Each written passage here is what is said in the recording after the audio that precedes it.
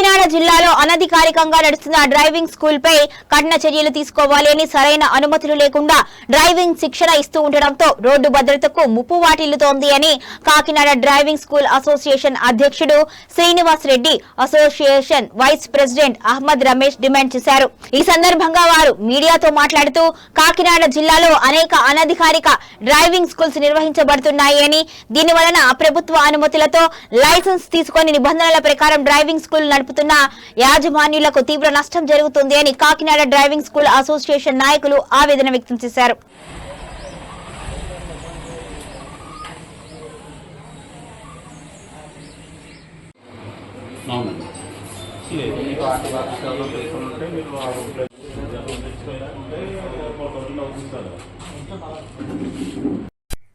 అందరికీ నమస్కారం అండి. నా పేరు శ్రీనివాస్ రెడ్డి, శ్రీనివాస మారుతి డ్రైవింగ్ స్కూల్ యజమానిని. గత 30 సంవత్సరాల నుంచి మేము ఈ డ్రైవింగ్ ఫీల్డ్లో ఉన్నాము.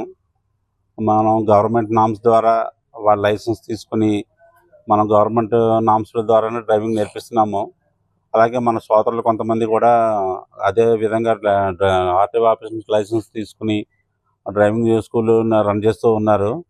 వాళ్ళందరూ కూడా అనుభవజ్ఞ ఉన్న డ్రైవర్లను పెట్టుకుని క్వాలిఫైడ్ టీచర్స్తో మెయింటైన్ చేస్తున్నారు. అలాగే గవర్నమెంట్ వారు విధించినట్టుగా చెప్పినట్టుగా మేము వెహికల్స్ కూడా కొత్త వెహికల్స్ కూడా షోరూమ్ నుంచి కొత్త వెహికల్స్ కూడా తీసుకొచ్చి వాటి మీద కూడా డ్రైవింగ్ నేర్పిస్తున్నాము రీజనబుల్ ప్రైస్కి. కాకపోతే ఈ మధ్యకాలంలోని అనాథరైజ్డ్ డ్రైవింగ్ స్కూల్ బాగా ఎక్కువైపోయినాయండి. అది ఏమవుతుందంటే, ఒక కారు కొనుక్కోవడం, దానికి ఏదో అనాథరైజ్డ్గా పెడల్స్ బిగించుకోవడం, పేర్లు రాసుకోవడం, డ్రైవింగ్ నేర్పించడం జరుగుతుంది. వాళ్ళ దగ్గర క్వాలిఫైడ్ టీచర్స్ ఉండరు, వాళ్ళకి అనుభవం లేదు. రెండోది ఏంటంటే, గవర్నమెంట్ నామ్స్ ఏవి కూడా పాటించట్లేదు. కొన్ని వెహికల్స్కి అయితే ఇన్సూరెన్స్ ఉండదు, వాళ్ళకి లైసెన్సులు ఉండవు. బోర్డులు మాత్రం పెద్ద పెద్ద బోర్డులు పెట్టుకుని రోడ్ల మీద హ్యాపీగా తిరుగుతున్నారు.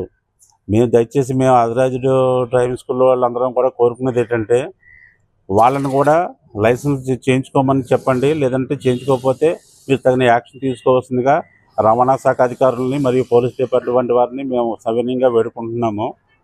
దీనివల్ల ఏమవుతుందంటే, వాళ్ళు సరిగా నేర్పించకుండా మార్కెట్లోకి వచ్చి రోడ్లు ఎక్కిన తర్వాత ఏముందంటే, వాళ్ళు సరిగా డ్రైవింగ్ చేయక ప్రమాదాలు జరుగుతున్నాయి. ఆ ప్రమాదాలకు బాధ్యులు ఏంటంటే, అందరినీ బాధ్యులు కింద బయట పబ్లిక్ భావిస్తున్నారు. దయచేసి రవాణా శాఖ అధికారులు మరియు ట్రాఫిక్ అధికారులు, గవర్నమెంట్ అధికారులు ఎవరైనా సరే ఈ విషయంగా కొంచెం సంబంధిత అధికారులందరూ యాక్షన్ తీసుకోవాల్సిందిగా మేము సవినయంగా కోరుకుంటున్నాము. దీనివల్ల ఏమవుతుందంటే, రాబోయే రోజుల్లో గవర్నమెంట్ కూడా ఈ లైసెన్సుల విధానం కూడా ప్రైవేటీకరణ చేసే ఉద్దేశంలో ఉన్నారు. ఇంతకాలం మేము దీని మీద బేస్ అయ్యి దీని మీద జీవనోపాధి జరుగుతుంది మాకు. ఇప్పుడు మేము ఈ రోజుని ఆ ట్రాక్కి ఇచ్చేసి మమ్మల్ని అందరినీ పక్కన పెడితే జరిగేది చాలా అన్యాయం జరుగుతుంది. మేము మా స్టాఫ్ అందరం కూడా రోడ్డును బట్టి పరిస్థితి వస్తుంది. దయచేసి గవర్నమెంట్ కూడా ఈ విషయంగా కొంచెం ఆలోచించవలసిందిగా మేము మా అసోసియేషన్ తరఫున ప్రార్థిస్తున్నాం సార్. ఒక ఫీజు తీసుకుంటూ మేము చేసుకుంటున్నాం సార్. వీళ్ళేమో అనాథరైజ్డ్గా వచ్చి ఫీజులు అవి తగ్గించి వీళ్ళ ఇష్టాచారంగా వీళ్ళు డ్రైవింగ్ నేర్పిస్తున్నారండి. అది కూడా మేము క్లాసులు ఎవరికైనా డ్రైవింగ్ వచ్చిందా లేదా ప్రాపర్గా వస్తేనే మా డ్రైవింగ్ స్కూల్ నుంచి బయటికి పంపిస్తాం. వీళ్ళు అలా కాదండి, 10 రోజులు 15 రోజులు నేర్పిస్తున్నారు, రోడ్డు మీద వదిలేస్తున్నారు.